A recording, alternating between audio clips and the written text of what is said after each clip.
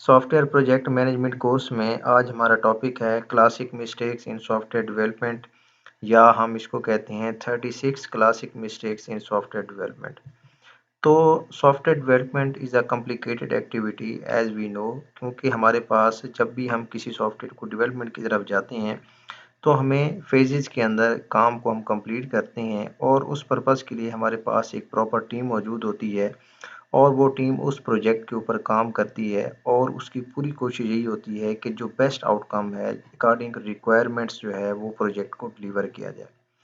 हम पहले लेक्चर्स के अंदर पढ़ चुके हैं कि हमारे पास जो अल्टीमेट गोल होता है किसी भी प्रोजेक्ट डेवलपमेंट का वो उसको फिनिश करना होता है with in specific schedule, with in specific budget या आपके पास जो गोल्स हैं उसके अकॉर्डिंग उसको सक्सेसफुली कंप्लीट किया जाए।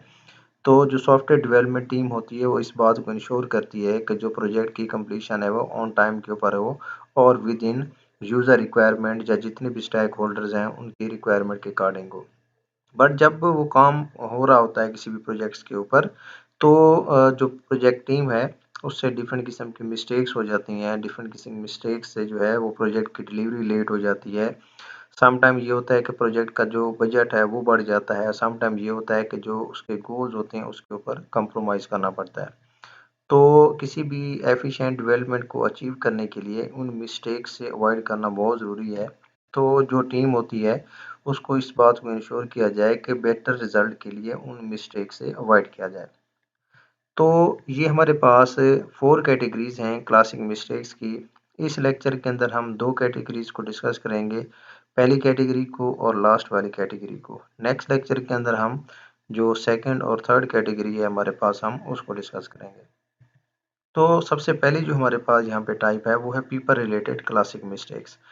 तो पीपल रिलेटेड क्लासिक मिस्टेक का मतलब ये होता है कि जो आपके पास टीम काम कर रही होती है उससे कौन-कौन सी मिस्टेक्स होती हैं वो हम इनके अंदर डिस्कस करेंगे। जो पहली हमारे पास कैटेगरी है। तो this kind of mistakes affect directly to the development speed and it is crucial to rectify those. तो इस किस्म की जो मिस्टेक्स हैं अगर वो डेवलपमेंट के अंदर डेवलपमेंट प्रोसेस के अंदर होती हैं तो डेफ़िनेटली जो प्रोजेक्ट की डेवलपमेंट की स्पीड है वो इफ़ेक्टेड होती है, डिलेज़ आते हैं उसके अंदर और सबसे पहले ये होता है कि टीम जब इस तरह की मिस्टेक्स करती है तो आपके पास उसके जो रिज़ल्ट्स होते हैं उसका डायरेक्टली बैड इंप्रेशन पड़ता होता है सॉफ्टवेयर की डेवलपमेंट के अंदर और उसको गोल्स को अचीव करने के लिए। तो सबसे पहले इन मिस्टेक्स को यहाँ पे रेक्टिफ़ाई करना और उसको फर्दर सॉल्व करना आपके लिए बहुत ज़्यादा ज़रूरी होता है।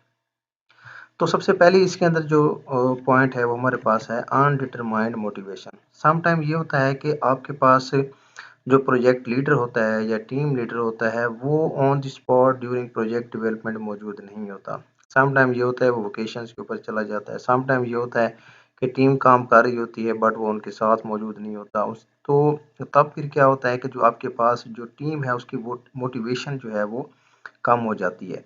तो जो सबसे इम्पोर्टेंट चीज़ है कि अगर आप मिस्टेक से बचना चाहते हैं, प्रोजेक्ट की डिलीवरी जैसे अभी हमने डिस्कस किया जो टीम है वो आपके पास अगर रिज़ल्ट बेटर नहीं देगी, ऑन टाइम नहीं देगी तो डिलेज़ आएँगे तो डेफ़िनेटली जो आपके प्रोजेक्ट की जो परफ़ॉर्मेंस है, जो उसके गोल हैं वो अफ़ेक्टेड होती हैं। तो जो टीम लीडर है उसको चाहिए कि जब सॉफ्टवेयर की डेवलपमेंट हो रही हो तो वो साथ-साथ अपनी टीम के रहे ताकि अगर कोई इश्यूज़ आ जाते हैं, वो उन फौरी तौर पे उनको फुलफ़िल करे। तो अगर आपके पास टीम लीडर नहीं होता, तो फिर मोटिवेशन जो है वो टीम के पास नहीं होती और सम टाइम डिलेज़ आती हैं और वो क्वालिटी का काम नहीं होता जो कि कस्टमर की डिमांड होती है, जो स्टेक होल्डर्स की डिमांड होती है। सेकेंडली जो इसके अंदर पॉइंट हो सकता है, मिस्टेक्स हो सकती हैं, वो वीक पर्सनल है। कि रिक्रूटमेंट इस तरह की टीम की जाए जो स्किलफुल ना हो। सम टाइम ये होता है कि जो कंपनी है, जो ऑर्गेनाइज़ेशन है, वो कम स्किलफुल लोग ले लेती है। उसकी वजह क्या होती है, वो कम बजट के ऊपर हायर हो जाते हैं। तो इस चीज़ को फुली जो है वो इसको फ़िल्टर करना चाहिए कि जो राइट पीपल हैं, उनको राइट जॉब के लिए सेलेक्ट करना चाहिए। ऑलरेडी हम चीज़ों को डिस्कस करते हैं कि जो आपके पास डेवलपर हैं या जो आपके पास डेवलपमेंट टीम है, वो आपके पास स्किलफुल, टैलेंटेड होनी चाहिए। जब आपके पास टीम अच्छी होगी, बेहतर होगी, तो आपके पास प्रोजेक्ट की जो क्वालिटी है वो भी बेहतर होगी, जिसका डिलीवरेबल है वो बहुत अच्छा होगा। तो जो आपके पास स्केड्यूल है, स्केड्यूल के अंदर ही काम कंप्लीट होगा। तो जब वीक पर्सनल को हायर कर दिया जाता है, तो वो आपके प्रोजेक्ट के ऊपर डायरेक्टली इफ़ेक्टेड होता है। फिर आपके पास जो थर्ड पॉइंट है, वो है अनकंट्रोल्ड प्रॉब्लम एम्प्लॉइज़। समटाइम ये होता है कि अगर कोई इश्यूज़ आ जाते हैं तो उन इश्यूज़ को जो डेवलपमेंट टीम है या जो इश्यूज़ को जो मैनेजमेंट है वो उनको सीरियसली नहीं लेती। समटाइम अगर प्रोजेक्ट के स्टार्ट के अंदर कोई इश्यूज़ आ गए हैं, कोई टीम मेंबर्स के अंदर कोई इश्यूज़ आ गए हैं या उसकी जो लीडर हैं उसके साथ किसी किस्म के इश्यूज़ आ गए हैं, कोई बजट के इश्यूज़ आ गए हैं या आपके पास कोई टाइम मैनेजमेंट के इश्यूज़ आ गए हैं, तो सम टाइम क्या होता है कि जो मैनेजमेंट होती है उनको इग्नोर करती है। तो जब तक जो इश्यूज़ हैं उनको टाइमली टैकल ना किया जाए, तब तक आपके पास प्रोजेक्ट का जो डिलीवरेबल होता है वो हमेशा लेट होता है और उसकी जो रिज़ल्ट्स होते हैं वो बैड होते हैं। तो फिर नेक्स्ट हमारे पास पॉइंट है वो है बोल्ड एटीट्यूड या इसको हम हेरोइक्स कहते हैं या इसको हम कहते हैं बोल्ड एटीट्यूड। इसका मतलब ये होता है कि सम टाइम जो टीम है या टीम मेंबर हैं या जो टीम लीडर है वो बोल्ड डिसीजन ले लेता है। जैसे हम कहते हैं जी अगर सम टाइम पॉसिबिलिटी ना हो या सम टाइम इस तरह से हो कोई रिस्क जो है वो बहुत ज़्यादा जिसके अंदर मौजूद हो, तो टीम लीडर को केयरफुली उसको ऑब्जर्व करना चाहिए और केयरफुली उसके ऊपर फर्दर डिसीजन लेना चाहिए। तो सम टाइम क्या होता है कि जो बोल्ड एटीट्यूड होता है कि आप फौरी तौर पे उस रिस्क ले लेते हैं, तो उससे क्या होता है कि जो रिजल्ट्स होते हैं उसके ऊपर बैड इंप्रेशन पड़ता है।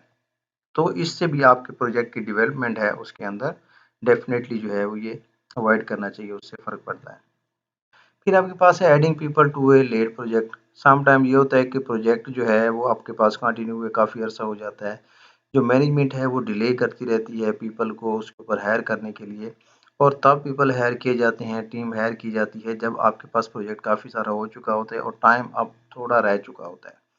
तो फिर तब क्या होता है कि आपके पास उस हायरिंग का कोई फ़ायदा नहीं होता। तो जब आप पीपल को लेट ऐड करेंगे तो उनको उस प्रोजेक्ट को समझने में काफ़ी टाइम लग जाता है, फिर उसको अंडरस्टैंडिंग के ऊपर काफ़ी टाइम लगता है, फिर टाइम जो होता है वो फिर क्योंकि कम रह जाता है। तो फिर जो टीम मेंबर हैं या जो नए पीपल उसके अंदर ऐड होते हैं, वो रिज़ल्ट्स नहीं दे पाते जो कि आम तौर पे अगर आप उनको प्रोजेक्ट के स्टार्ट के अंदर लगा दिया जाए। नेक्स्ट फिर क्या होता है नॉइसी और क्राउडेड जो है ऑफिसेज़ हैं, सम टाइम ये होता है कि जो वर्क प्लेस होता है वो बहुत ज़्यादा क्राउडेड रहता है। बहुत ज़्यादा लोग वहाँ पे इर्रेलेवेंट पीपल वहाँ पे ऑफिसेज़ के अंदर विज़िट करते रहते हैं। इर्रेलेवेंट पीपल जो हैं वो उस प्रोजेक्ट के अंदर वहाँ पे मौजूद रहते हैं, जिससे क्या होता है कि जो इंटेंशंस हैं टीम की वो उसके अंदर डाइवर्ट होती रहती हैं, जो काम के ऊपर फ़ोकस है वो उसके ऊपर नहीं रहता। जिससे क्या होता है कि जो आपकी सॉफ्टवेयर की डेवलपमेंट है, जो सॉफ्टवेयर की जो आपके पास गोल्स आपने अचीव करने हैं वो वहाँ पे डायरेक्टली इफ़ेक्टेड होते हैं। उसके बाद आपके पास फ्रिक्शन है between developers and customer. Sometime ये होता है कि कस्टमर एक दफ़ा जब उनको प्रोजेक्ट दे दिया जाता है वो उसके ऊपर काम स्टार्ट कर देते हैं। किसी किस्म का कम्युनिकेशन जो है वो कस्टमर के साथ नहीं रखते, जो उससे रिलेटेड जो स्टेक होल्डर्स हैं उनके दरमियान उनकी कम्युनिकेशन नहीं होती, जिससे क्या होता है कम्युनिकेशन गैप आने की वजह से जो एक्चुअल आपके पास जो कस्टमर की नीड्स हैं वो पूरी नहीं हो पाती। तो जब भी किसी प्रोजेक्ट के ऊपर काम किया जाए तो जो डेवलपर्स हैं और जो स्टेक होल्डर्स हैं उनके दरमियान कंटिन्यूअसली कम्युनिकेशन होनी चाहिए ताकि जो उसके अंदर चेंजेस लानी है या उसके अंदर इम्प्रूवमेंट्स लानी है या with the passage of time अगर उसके अंदर कुछ चेंज जो है वो रिक्वायर है तो वो साथ साथ होती रहे। फिर आपके पास होते हैं अनरियलिस्टिक एक्सपेक्टेशन। सम टाइम क्या होता है कि जो आप सम टाइम जब काम कर रहे होते हैं तो सेटिंग डेडलाइंस अर्लियर आप कहते हैं जी फौरी तौर पे मुझे ये काम चाहिए। तो उससे क्या होता है कि जो स्केड्यूल जब तक आपके पास किसी प्रोजेक्ट का ना हो तब तक आप उन प्रोजेक्ट को कंप्लीट नहीं कर पाते। जब आप ये कहते हैं कि जी मेरे पास यहाँ पे 15 दिन है तो आप टाइम भी अगले कस्टमर को जो है वो 15 दिन ही देते हैं। तो हमेशा ये करना चाहिए कि अगर फॉर एग्ज़ाम्पल आप किसी प्रोजेक्ट के ऊपर काम कर रहे हैं, तो अगर आपको लगता है कि हम 15 दिन के अंदर, 20 दिन के अंदर इसको कंप्लीट कर लेंगे, तो आप उनसे कुछ डेज़ जो हैं वो ज़्यादा उससे डिमांड करें। फॉर एग्ज़ाम्पल आप उसको कहें जी 25 डेज़ के अंदर हम इसको कंप्लीट करेंगे या आप इसको 1 मंथ के अंदर कंप्लीट करेंगे। उससे क्या होता है कि जब आपके पास फिर स्केड्यूल टाइट्स होते हैं, आपके पास जो टाइम होता है वो बहुत कम होता है, तो टीम जो होती है वो उसके ऊपर बहुत ज़्यादा फ्रीक्वेंटली काम करती है, बहुत रशी काम करती है, जिससे क्या होता है जो प्रोजेक्ट की क्वालिटी है वो अफ़ेक्टेड होती है। बहुत ज़्यादा फ़ास्टली काम करने से तो आप जो टीम है वहाँ पे क्वालिटी को इग्नोर कर देती है, जिससे जो है वो जो प्रोजेक्ट की डिलीवरेबल है वो वहाँ पे इफ़ेक्टेड होता है। नेक्स्ट जो उसके अंदर मिस्टेक्स होती हैं वो पॉलिटिक्स है। सम टाइम ये है कि जो वहाँ पे एम्प्लॉइज़ काम कर रहे होते हैं या जो टीम काम कर रही होती है उनके आपस के इश्यूज़ की वज़ह से जो है वो प्रोजेक्ट की जो क्वालिटी है, जो टाइमली उसका डिलीवरेबल है, जो उसकी जो बजट है वो सम टाइम इंक्रीज़ कर जाता है।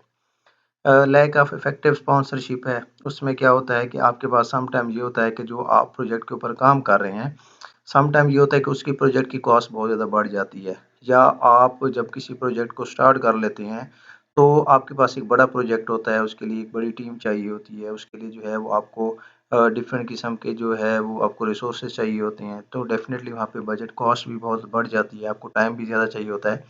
तो during project development some time जो आपके पास स्पॉन्सर्स होते हैं वो कम हो जाते हैं, रिसोर्सेज आप वहाँ पे परचेज़ नहीं कर पाते, जिससे प्रोजेक्ट की जो इफ़ेक्टिवनेस है वो उसके अंदर वहाँ पे अल्टर होती है, वो इफ़ेक्टेड होती है।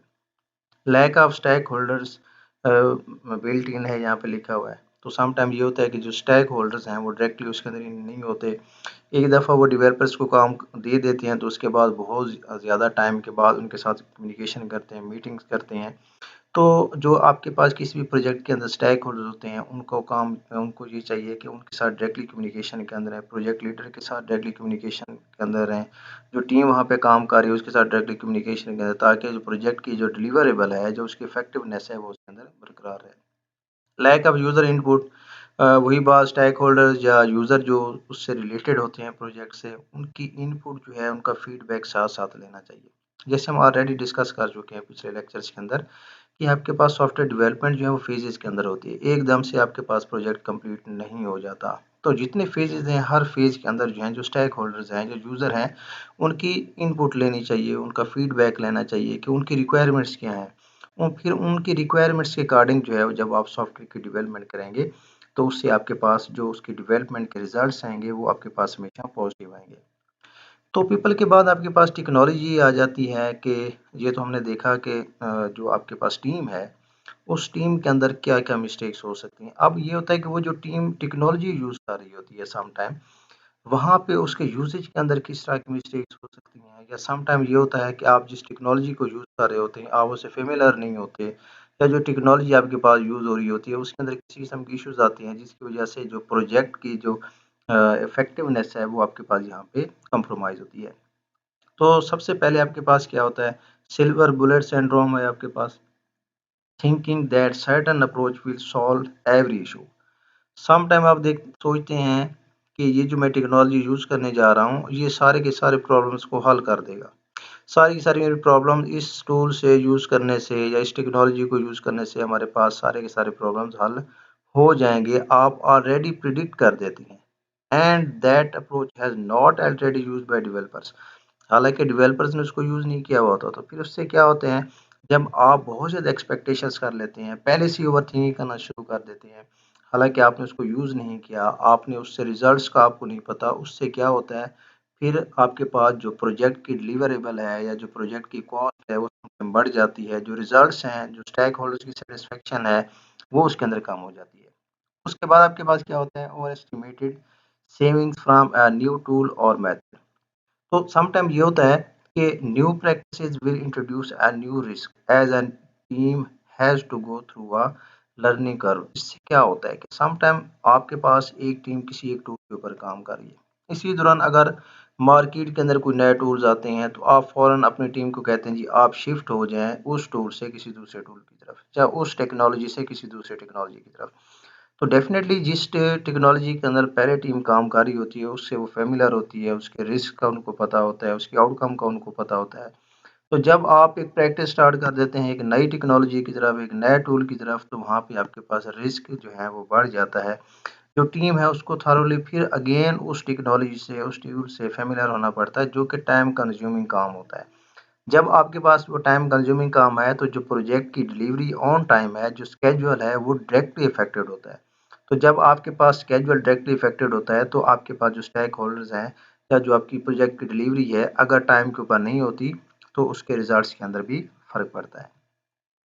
फिर आपके पास क्या होता है, watching tools in the middle of A project. अच्छा, आप जब आप सम टाइम ये होता है प्रोजेक्ट आपका चल रहा है, आप सम टाइम ये होता है कि एक टूल के ऊपर काम कर रहे हैं, आप साथ उसके एक और टूल भी ऐड कर देते हैं और एक और टेक्नोलॉजी को भी ऐड कर देते हैं।